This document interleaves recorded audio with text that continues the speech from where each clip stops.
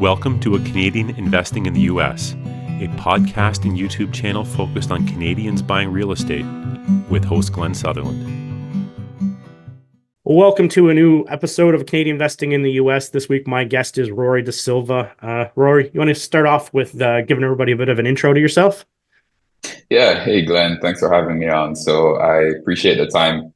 So I was born and raised in Jamaica, got a degree in actuarial science, just a fancy way of saying math. Started out working in finance and then migrated to the US in 2015. Bounced around a few cities, worked in insurance for a while, then got the opportunity to work in real estate back in 2018 while I was moving to Canada. So I spent some time in Canada working in the real estate space, investment space. They were investing in the US, the company. Yep. And that allowed me to learn real estate investing in the US, right? Fix and flips, multifamily investing, so forth. And then eventually moved back over to the US side, did some more real estate investing, also did some investing on the side on a personal note. And eventually found my way back home to Jamaica. So it's been a journey, but it's been pretty exciting. Lots of challenges, but lots of rewards as well. Yeah. And with a journey like that, I feel like you need to do all those steps. If you would have stayed in Jamaica, you probably, there's growth with every move, and there's challenges, and a lot of times I know I've met you and I've seen your presentations, I don't know, several times, and people don't listen or don't know Rory. He is a smart guy. I think he's very detailed, and you pick that up when you hear him. So I'm sure that there's a lot of lessons that you've learned through this. So you went around, you did the US, did Canada. Like I said, I met you at some masterminds and events throughout the US. Now you're back in Jamaica. What is it you're working on? What is Jamvest? Yeah, so Jamvest is my brainchild. I guess it was a very passionate thing that came to me where, I consider myself very fortunate to grow up the way I did, right? My parents were able to provide private schooling, didn't have to take on university debt, all the things you would expect, right, to be off on a good track. But when I started working, I had the opportunity to migrate, and I still chose to migrate, even though things were going well here locally. So over the years, it's kind of forced me to think a bit deeper. Jamaica is ranked number 2 in the world, suffering from brain drain, which is just basically migration, right? People who are migrating to other countries, the educated population migrating to other countries to put their skills to use overseas. So it's a big issue, causes, countries to slow down in their development because, again, the skilled labor is now overseas. So I always wanted to find a way to move back home, help to, mitigate that type of outward migration, and also provide more opportunities for employment. So I thought real estate was a really good space to do that because now there's lots of, business outsourcing to like the Philippines. Yep. Now, Jamaica, we have English as our first language. We're actually one of the largest English-speaking countries in the Western Hemisphere. Not many people know that, right? Oh. So I saw the opportunity to have this untapped labor force, right, come in to provide these types of services that real estate investors do need: cold calling, deal underwriting, things like that. So that started the vision. Having moved back now, opened the office in Kingston, started staffing and going through the process. I was reconnecting with lots of colleagues and friends. And when I said real estate investing, everyone thinks I'm selling houses like I'm a real estate agent. So there was also the lack of education about real estate investing on a whole. So that's something I've identified and I'm trying to help address by starting to do a more educational component to Jamvestor, right? So being able to put content out on social media. I've been speaking more publicly, setting up some stuff for my old university and just, sharing the information to help empower people here in Jamaica to make incomes, because affordability is a big issue here. Prices in Jamaica, people think it's a third world country and it's cheap, or real estate's priced in the US for the most part. and they're very competitive. Like, we met in Cape Coral, and I would say on a price per square foot, where Kingston is higher than Cape Coral, which is Oh, crazy to wow. me. Yeah, it's pretty bad. So yeah, people need all the streams of income to help survive and get more affordable housing and stuff. So yeah. So what is it you're doing down there? Like, are you renovating stuff? You new development? What's the game plan? Yeah, so the core function right now, we're doing lots of wholesaling, right? So we're doing residential wholesaling. Properties are still overseas in Florida. Yeah. So we're going out, finding leads, whether it's through outbound or inbound marketing. The leads come in, we nurture them, negotiate, get the contracts, and then either wholesale them to another investor or wholesale it to another entity that I'm a part owner of, which is a construction company. So we can do the flips ourselves. So that's the core focus right now. Heavy emphasis right now on the training systems, just getting things structured the way they need to be. We just had our first closing a week ago, so that went well. And then now we're seeing the contracts start to come in a bit more frequently. So the momentum's picking up, but getting started was the the most, tons of barriers, but it's good. It's good. So if you're wholesaling in Jamaica, like, are you selling to other Jamaicans, or is it Americans or Canadians? Who's the avatar for the buyer of this? Yeah, so the buyers are all overseas in the US. So we're locking up deals in Florida and then going out finding the buyers also in Florida and just matchmaking for now. So yeah, everything is still in South Florida. Our key market or main market is Port St. Lucie, right? So that's our main city, and surrounding areas is where we're kind of focusing. Oh, so you're wholesaling in the US as well? Yes, correct. I So was thinking everything it was right in now is Jamaica it. for whatever Oh, reason. no. So I'm looking into some ideas about doing investments here locally, but one of the biggest challenges, and this is something, even Canadians can relate to, is just the differences in the real estate process in Canada or Jamaica versus the US, right? So the US I've found is very efficient and streamlined. You can get things done a lot quicker. Here in Jamaica, one of the biggest hurdles is the time it takes to actually purchase a property. So if you're using financing, that can take like 6 months, right? So it slows down the transactions. And so I'm still working on some ideas as to how we could do some local projects. But for now, everything's still overseas in Florida. That's interesting. So you're running a whole remote business, kind of like me. I'm Yeah. going from Canada in the US. You're going from Jamaica into. Yeah. So what does that look like? Do you have virtual assistants, or is someone doing like cold calling? Who are the members on this team? Yeah, so our core team in office have two staff members, Nishan and Kim. Nishan's more on the admin side, Kim is on acquisitions. Yeah. Then we also have partners that we work with overseas in the market. So if it's like boots on the ground to go out, take pictures, inspections, subcontractors who need to provide pricing for the flips, work a lot with agents. So that's one of our main channels for finding deals. Yeah. So we've scaled back. We're doing some cold calling at first, but we scaled back on that just based on the results that we're seeing and other investors that we've heard from as well. So we're doing lots more inbound marketing as well as working with agents to help get deals that way. That's interesting, because whenever you hear wholesaling, you usually don't hear a lot about working with realtors. Is it that you're helping them with like expired listings or something like that, or how does a realtor play into this?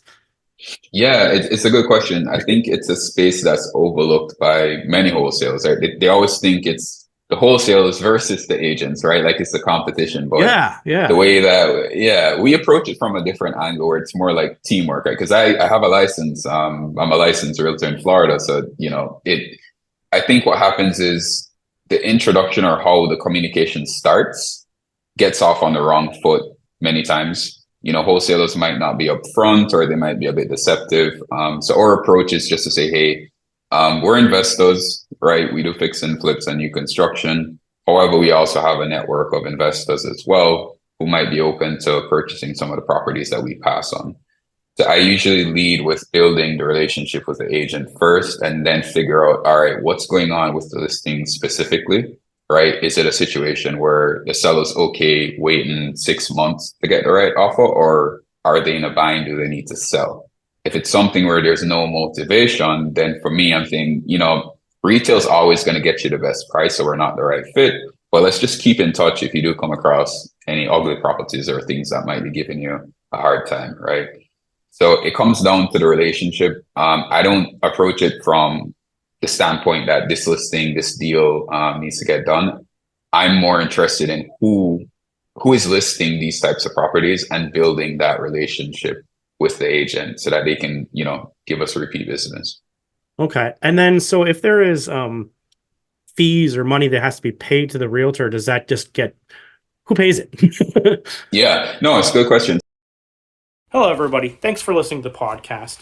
I just wanted to let you know that I've created a new coaching program. I believe the new coaching program has way more value than any of the programs that have even existed in the past. What we've done is pre-recorded all the lessons so that you can work through it at your own pace, which is pretty cool. And then we're going to meet up on a regular basis to answer the questions, do deal analysis, and actually spend our time together working on things instead of spending our time learning things. I think this will make a seamless transition to buying in the United States and will help you solve a lot of your problems. If this is of interest to you, go to glensutherland.com/coaching. I hope to help you guys invest in the United States, and I hope we provide as much value as possible. Back to the podcast. So normally what happens, the listing agent will be on the seller side. I can represent myself as a buyer's agent. Yeah. But if the spread is just a bit too tight, I'm willing to waive my commission because we're still making revenue on the assignment fee. Yeah. And then from there, we can proceed accordingly. Typically, or end buyers, they're covering closing costs like any stamp fees, transfer taxes, things like that. It's usually covered on their part. But in some situations, right, like we've also offered the listing agent to, credit the commission back to the seller or commission the buyer's commission back to the seller so they walk away with a bit more. And also, if it's off market or if it's something an agent's working on, we offer them like some incentive to have them also get rewarded twice on the commission side or find a fee or something along those lines. So the goal is to make sure that they're taken care of. Yeah. Because that's what incentivizes them to kind of come back and say, hey, let's work with these guys. Yeah, it makes a lot of sense. It's a lot easier to use the same people than have to keep finding new ones. Yeah, 100%. And so when you're doing this and you're working with this, because I just caught some verbiage in there and you said you were the buyer. So are you required to double close these then in order to assign them? No, so we're allowed to have assignment fees, and in the contract, the FAR, the Florida State approved purchase agreement, there's a section that specifically speaks to assignability. And we're upfront. We tell them, hey, we need the option to assign. And we haven't had any pushback. In some cases, some agents, they just got burnt in the past by wholesales and they say, hey, they don't want any assignees. And I'm like, okay, that's fine. But this is our process. And I mean, if it's a really good deal, then we can double close. So the title company we work with, they're okay with doing double closes as well. So that's just one option. But from a personal standpoint, I usually try to just stick to agents who are okay with wholesalers, okay with investors, just so that there are like no last minute hiccups, in the closing. So, yeah. Maybe we should bring that. I just thought of this as you were saying it. I'm like, maybe we should define for people listening what double closing is. So people are like, what are they talking about? So maybe just define double closing just so people understand. No, good question. Yeah, thanks for that, Glenn. So basically double close would be, it's two transactions that were separated. So in a traditional wholesaling method, you would have your A to B contract where I agree to purchase a property from a seller. And then within that contract, there's a right to assign. So I go along, find an end buyer, I assign my rights to the contract to that end buyer, and then they close. Now, the difference with the double close is the assignment might not be within that purchase agreement, so the A to B transaction. So I'm saying, hey, Glenn, I'm going to purchase your property for $100,000, at the end of May. Now, I still go find a buyer. The buyer agrees that, hey, they'll purchase it for $120,000. Now, when closing day comes, instead of me assigning the contract to the end buyer, I'll actually close with you, Glenn, and then turn around the same day and sell it to my end buyer. So usually you need a few things. So either you're paying cash to close the transaction yourself, and then you get taken out on the back end, or you can use like gap or transactional funding where there's a lender. They'll provide that liquidity just for like the day or two. And then you pay them off when the end buyer actually purchases it back from you. Yeah, that's a good explanation. So you're doing this in Florida, and you're doing it in a different market than where you were living before. Why did you pick that city? What was the appeal to it? Yeah, so it's a combination of a few things. My partner's on a construction company. They're also Jamaican, and they were building in Port St. Lucie when we just met. Did a deeper dive into Port St. Lucie, started tracking trends and the data, and it's a very rapidly appreciated market. So I pull MLS data every month and kind of do my own internal analysis. And last month, Port St. Lucie actually surpassed Miami in number of sales, residential sales. So it's a very rapidly growing market. It's affordable relative to South Florida. So like tons of people are moving up from Broward, Palm Beach County up to Port St. Lucie. So we're seeing lots of growth, lots of development. So that was kind of what everything aligned. We had the right team in place, good, strong market demographics. And we're like, all right, cool. Let's take a deeper look at this one. Okay. And you just mentioned that you had like some contacts that were contractors. Like, so whenever you're assigning these, are you kind of packaging the whole thing up like that with a renovation, or is that sort of like if you're doing the project yourself, or how does that all look? Yeah, so we've been discussing what that might look like.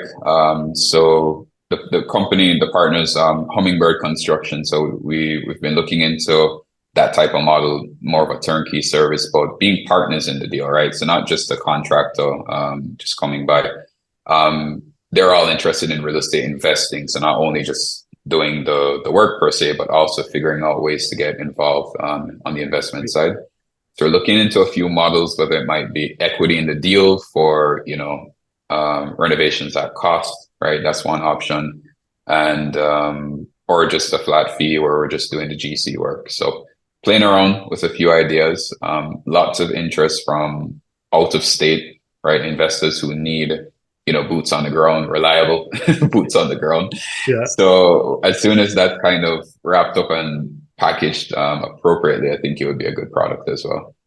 That's great. That is what because I have the course and everything. A lot of people are coming to me and they're looking for contacts. They're looking and even they like the idea of like a turnkey that's not a turnkey, where they can buy something that's rough or needs some an update or whatever, and it's sort of there's a way they can see how this will get completed without having to set their own teams, because a lot of times it's you're talking about out of state or out of country, and it's just you start to stack too many things and it gets mentally they get too many questions that they just walk away instead of pulling through and finishing the whole thing off, because they're like, I want to do it, but I don't know if I know this. I don't know if I know this. I don't know if I know this. Exactly. Yeah. And I think it helps as well being involved on the acquisition side and also the construction. So we can kind of play around with the numbers where, we can maybe cut back on the assignment fee and then make it up on the back end after we complete the project. If it's a partnership and we split the proceeds. So it gives the out of state investor a few different options as to see what works best for them, because maybe they just need us to find the deals, right? They have their own team, or maybe they find their own deals, but they need the construction side. So we're pretty early in the process right now in terms of figuring out that turnkey model, but it's something that we're trying to get done. Yeah, and I know kind of changing gears there a little bit, but at the start you said something about like teaching people and educating them. And in all honesty, when we first mentioned that, I was thinking we were talking about teaching them and educating them about the differences and how it work in Jamaica. But I've seen you on TikTok. Like what kind of things do you need to educate people on in order to work with you or to work with your company to understand how this all works? Or like what kind of things are you talking about? Yeah, so I think the first thing is lots of Jamaicans, they think as a Jamaican, you're not allowed to own real estate in the US, right? Like you have to be a citizen or a permanent resident of the US to own property. So that was the first, misconception or myth I was trying to, change. Yep. And once that barrier is down, then they start thinking about costs. Like I need to come up with, tens, hundreds of thousands of dollars to buy a property. And then now introducing strategies like wholesaling or rental arbitrage and, just awareness that there are ways to get into real estate investing that doesn't require a significant amount of capital up front. But the goal is really creating the community where they have the skills and the knowledge, and now they're free to go out and either engage investors overseas directly and offer these services, or partner with people overseas to help get their own deal, right? So someone might have the funds, they have the deal, they can network there. And another component of that educational piece is the Jamaican diaspora. So there's a ton of Jamaicans living in the US in various states. Most are doing well. Like, we're a very hardworking set of people. So if those individuals living in the US, they might have the financial resources to purchase a property and do these projects, they can then connect with the local talent here in Jamaica after they've been trained accordingly and collaborate in that way as well. So yeah, that's another avenue. But it all starts with getting the education done as soon as possible here. Yep. No, and the more, because that's how I do as well, and the more you tell, they see, that it works, and they understand how it works, the more open they are to the idea. And it just, like you said, it just starts with education. Is there anything else I should have asked you about this, or what anything, an angle you were thinking of going that I didn't kind of take this down? No, trust me, Glenn. I think we could go on for hours, in all honesty, but I think it's just very exciting, right? Like, it's funny, I'm seeing lots of similarities. So when Canadians are looking to invest in the US, and then Jamaicans are Canadians are a bit more familiar with real estate investing because you might have those investing in Canada. But in Jamaica, it's like completely different, where lots of people think real estate investing is like building high rises, right? So explaining just basics about like fix and flips, or, single family rentals, buy and hold, things like that. And they're doing it, but they just don't know it's an actual strategy that can be systematized and, implemented. So lots of work to get done, but it's been pretty fun. That's awesome. I love to hear these stories of your company growing and everything. So if people wanted to find your company, or, get on a list to see what's going on, like, everybody loves Florida. So like, how do they find you? Where do they go to get some information on this, or where can they follow you? Yeah, I would say I'm trying to do a better job with social media. So I'd say Instagram. So at Jamvestor, Jamvestor. I've been making a more conscious effort to, produce more educational content, help to bring the awareness and stuff. So I'm very responsive there. So anyone who wants to reach out and connect, always check in my inbox. So just let me know. Yeah. And he's on TikTok, because he's on. I do follow Rory. I don't listen. I don't have anything to do with that one. I would say this is where the team comes in. Nishan and Eads, they've been doing a great job with the TikTok account. I have no clue how to operate that. Things are just like, you guys just tell me what to say and what to do, and you take care of the rest. So that's been pretty fun too.